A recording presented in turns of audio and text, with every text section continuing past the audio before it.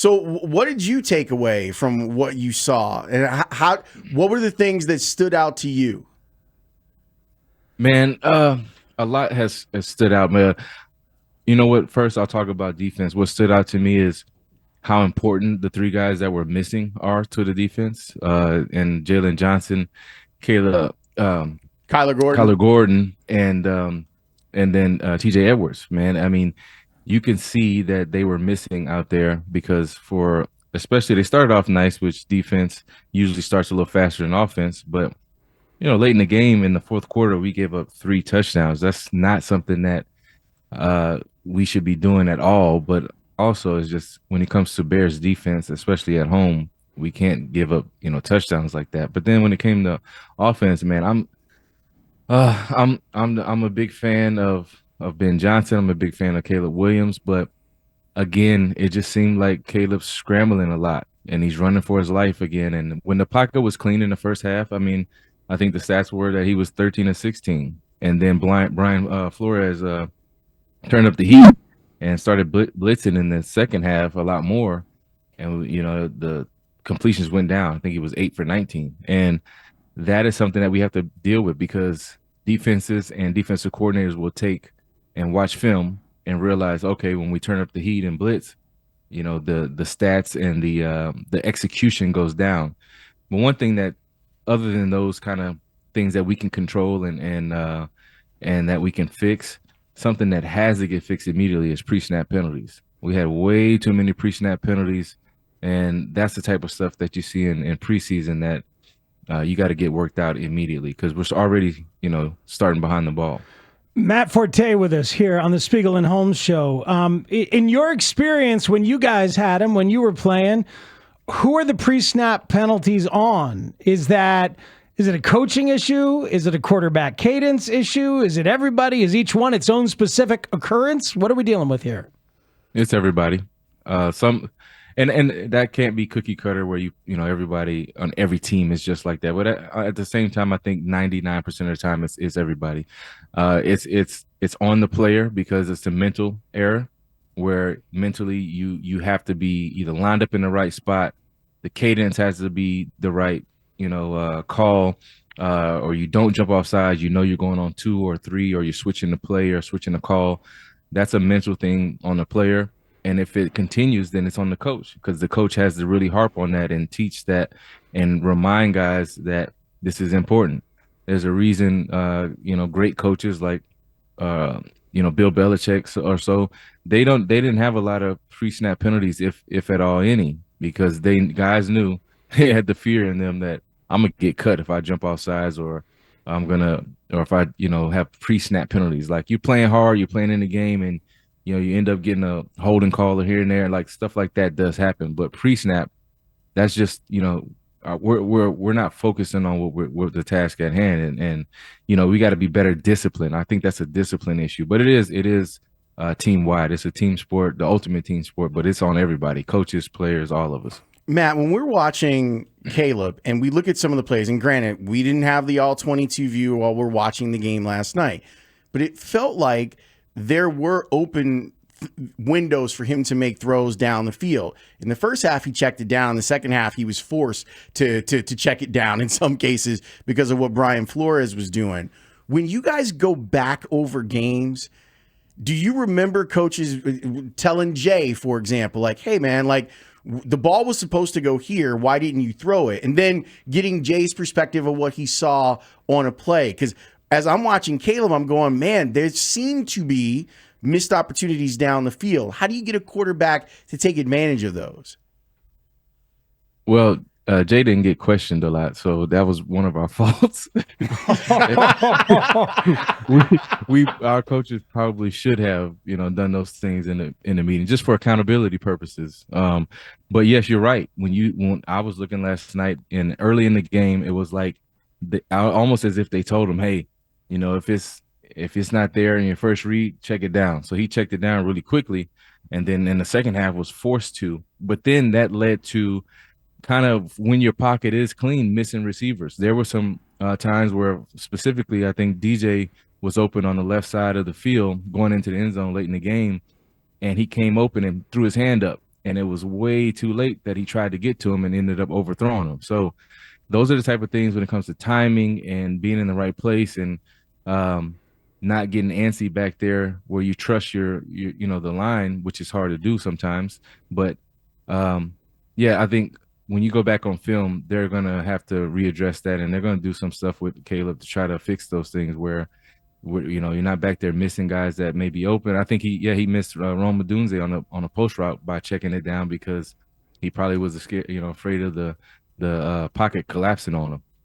That's good stuff, Matt, because I got to tell you, the success early felt connected to the way it got worse late. You know what I mean? Like what you're saying, yeah, he was checking it down and being cautious and careful, but then it felt like it was too cautious and careful. What are some of the things they can do to help him be less antsy back there? That's your word, and I think it's a good one for how that looked, especially in the second half. I think the remedy to issues like that come through the run game. And that's the one thing that is an integral part of this game that we're missing. There was no really explosive runs besides maybe one or two last night. And the average per carry was, I think, specifically like 3 yards a carry. So we didn't have a run game to keep them honest. So in the second half, they just pinned their ears back and started blitzing. And you can see the results of that. So when you play the game safe, and you're checking it down, or you're calling some of the plays that aren't taking shots downfield, you put your offense at risk and your quarterback at risk of not being able to get back there and be comfortable. And an extensive running game, a running game that's dynamic and one that is effective will mitigate those issues a lot of times, and that wasn't there last night. Ben Johnson, after the game, said that they never felt in rhythm with the running game, not all on the same page, and he said some of that was on him. So I appreciate him pointing the thumb at that. What did you see, like, schematically? Did it make sense? Did their run attack make sense to you as you watched it? Turns of inside zone, outside zone, or whatever you saw as you're watching? I think schematically it was decent. I don't think they did anything bad, or he called any, bad plays when it came to runs. Like sometimes I've seen where there's an explosive pass and then we try to do a reverse and lose 10 yards or something like that. It was nothing like that came out of there. I think inside zone and outside zones were called. I would have liked to seen a couple draws maybe, to keep them honest on that aspect. I think it honestly is the same thing that has been plaguing the Bears for a long time. And up front, everything starts up front. There was a lot of times where DeAndre got the ball early and he's already trying to dodge somebody in the backfield. He didn't have a lot of creases to cut through and to go through. So I think it comes down to really offensive line and the penetration that was allowed on by the Vikings defensive line, and not really pushing those guys off the ball. They really weren't creating any seams for them to run through. And that has to immediately change in order to have our run game, first of all, be a threat, but to take the pressure off of the quarterback. Man, look at that running back blaming the offensive line. Like, come on. See, I never blamed the offensive line when I played. I just went out there. So now that I'm retired, I can blame them all I want. It's like it's them. It's all on them. Right? Everything starts up front. You guys got to get better. Come on now.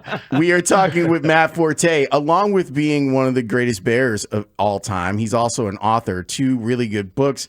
If you've got kids, the My Hair Can book is excellent. And there's a new book, Stay in the Game, Making the Most of Every Season. So Matt has been diversifying his life after football. It's been one of the sharpest things that I see with him. And so please support him, along with him being on the show. Support him, get the books, share them, give them out as gifts, all of those good things. When it comes to Caleb and getting the most out of what he is as a quarterback, when would you worry? What would be the things that, because this is a new system and it's almost like he's starting over again. What are the things that, as a former player, you worry about when you're trying to see if a guy's getting to the next level of his ability? I think I would worry when when he's not excited about the mundane of the season, when the wear and the tear and the ups and the highs and the lows, and when there's a lot more lows and highs, and you don't see him getting excited about the passion behind football. That's when I worry, because if it's not in your heart, it's not going to make it to the head. And so no matter what system that you're in, there's going to be, bumps and bruises that you got to take those lumps, but then you got to learn from them and keep going after and trying to actually reinvent yourself within the offense. Anybody can really have a 1-year wonder, but when defenses scheme against you and they know what you do best and they try to stop you, can you reinvent yourself in a way that is still effective? So I honestly really think that Caleb can make all the throws. He is. I think there's a lot of room to grow still when it comes to the knowledge of understanding defenses and what they do and how to pick them apart, so to speak, when different coverages come your way.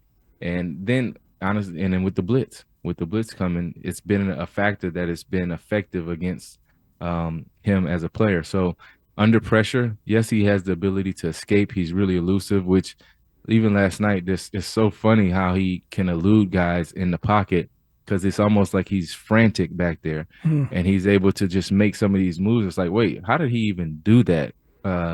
But you don't want your quarterback doing that all the time. But I think for the most part, to keep it simple, I would get scared when we start throwing a bunch of receiver screens. Because that means, and I can't stand, like, it's 3rd and short and it's like, all right, let's throw a receiver screen, and then we lose 7 yards. You don't trust the offensive line at all, or you don't trust your quarterback throwing the ball downfield. You're just trying to get quick yards, and defensive know that by now. I mean, it kind of was a trend when I was playing, and I can't stand seeing receiver screens a bunch of times. Matt Forte, one of the great running backs in the history of the Bears, and that's saying something. 1,000 yards in 5 of his 8 seasons. In 2 of the others, he had over 800. In one of the others, he was 3 yards shy of 1,000. Look at the catches. The catches are outrageous. First of all, it's over 400 receiving yards as a running back in every year of his Bears career, except one. Just like I remember at the time thinking, all right, man, like other teams might have their Marshall Faulk or their LaDainian Tomlinson, but we got our Matt Forte, And that was pretty cool. In the open, Matt, we heard the highlight of your first game in Indianapolis on a Sunday night in prime time, and you guys blew up the Colts. You had 123 yards. And so watching that last night, some of those players out there playing in their first game, like J.J. McCarthy and others, what do you remember about that first game of your career on a Sunday night? Bears fans remember it very fondly. Yeah, it was fun hearing the call from those games, and even hearing, some old teammates and Lovey talking about those days. But what I remember from that time, especially being my first game on Sunday Night Football in primetime, was, man, the atmosphere. It's nothing. I don't think anything can recreate that. So the atmosphere first was crazy, and then also I piggybacked off my teammates. A lot of those guys I was playing with played in the Super Bowl 2 years prior against Peyton Manning and the Colts, and just the kind of the mentality and the perspective of going into that game, because nobody was really giving us a chance, and they were already pissed off going into the game. And so I was like, man, I gotta turn it up as well, because these guys are feeling a certain way about how the expectation going into the game is not on our side. And man, it ended up being a great game, and a record-setting game, and it was one of those historical moments that even in the time as a young rookie when I was doing it, I had no clue what I was doing. I was just out there playing ball. I knew what I needed to do. I knew the plays. I knew what I had to do. But when it came to the outside stuff, like how big of an accomplishment to come in your first game and to succeed that way, it was just something special, and I'll always remember that as well. Can you imagine what it was like for J.J. McCarthy, a kid who grew up like watching your specific teams, Matt? Yeah, like he grew up a fan of you and the guys that you ran with, and then come back to Soldier Field in your first start, and then have a fourth quarter like he had. It's got to feel amazing. Yeah, I mean, that has to be an amazing feeling to be a kid that's from here. His grandfather took him to his first Bears game. I think it was a Bears Vikings game as well. And then that's you can't even write that any better. Then he plays for the Vikings, and then to have your first start be a comeback win, and you lead your team in that aspect. So that's huge. And shout out to Josh McCown, who's the quarterbacks coach over there. He played with us. He's a good friend of mine. And after throwing a pick six, sometimes your mental can be messed up. But I can tell that Josh probably talked to him over there on the sideline and definitely got him back in the where mentally the mental space that he needed to be to lead the team to a comeback. And he kept doing it, and they ended up obviously doing well. Got to tell you, Matt, that was a very negative experience last night watching that game as a Bears fan. You have helped calm us down. That's what he does. Oh my God. I feel a sense of serenity. I feel a football serenity with Matt Forte. You have to understand that the football after show was me. Yeah. 3 crazy people, and I say that with love. Lance Briggs and Alex Brown. And Olin Kreutz. Oh, 3 crazy people. And Matt. Yeah. So it was like... Ooh, so 4 crazy people. And Matt. And so Matt had a heavy lift in terms of serenity. He did. Yes, he was but I will say that I remember, like it was yesterday, when you sit there and you go, oh, here's the kick that's going to propel the Bears on in the playoffs. And Matt had said before, he's like, this game is going to come down to a kick. And he's going to miss that kick. And then I have video of it too. I have a video of because Alex and Lance were praying. They were on the field. This is double doink you're talking about? Yeah. And they were praying. And he misses the kick. And Matt looked at me and he was like, told you. Told you that this was going to happen. He's got a lot of these great stories. So as we continue week after week, Matt, we are going to ask you for a lot of the stories, man. We want to know about, because there are still people that are playing or coaching that you played or were coached by in the league. So being able to dip into all of that knowledge is great. We thank you so much for being on the show, and we can't wait to talk to you next week. Yes, sir. Pleasure, guys, man. It was a great first show, and I appreciate you guys having me on the team with you. Thanks, what I'm talking about. We're glad that you're on the team, too. That's Matt Forte. He's going to be with us every Tuesday at 3 o'clock.